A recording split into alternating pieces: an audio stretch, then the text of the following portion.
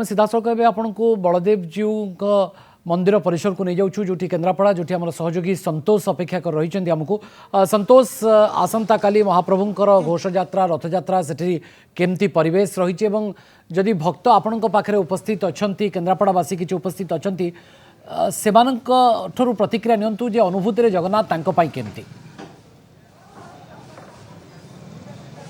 निश्चित भाव में गोटे भक्तिमय परिवेश जेहेतु जगन्नाथ रथयात्रा आसूँ समस्त ना कौन कौन जगह प्रभुंर अनुभूति किसी ना कि रही तब आम सहित अच्छा डॉक्टर बलराम लेंका आगे प्रतिक्रिया नवा सर आम जिते ठाकुर कथा कहचे ईश्वर विश्वास जेकोसी कार्य करते जाऊ ईश्वर ना नहीं जाऊ प्रभु बलदेव जी मंदिर काली रथयात्रा अच्छी ठाकुर कौन एमती आप विश्वास अच्छी कौन महिमा अच्छी किमती चिंताधारा आप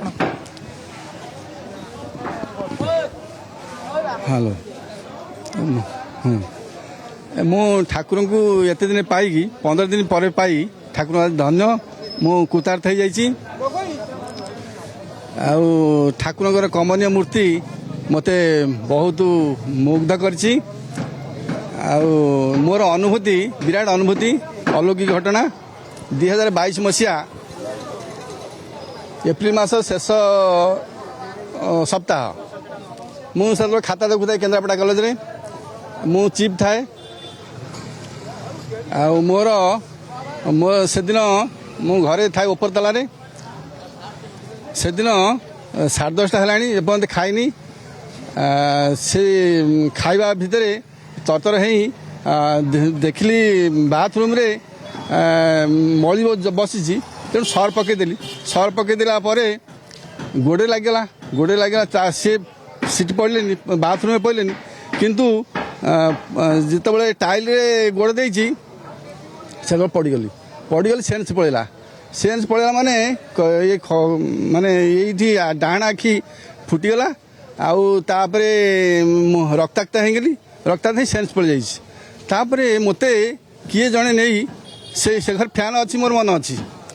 फैन चलता कि भाव आप केमी ठाकुर अनुभूति मुक्त नहीं मुझे कथा कहूँ से ठाकुर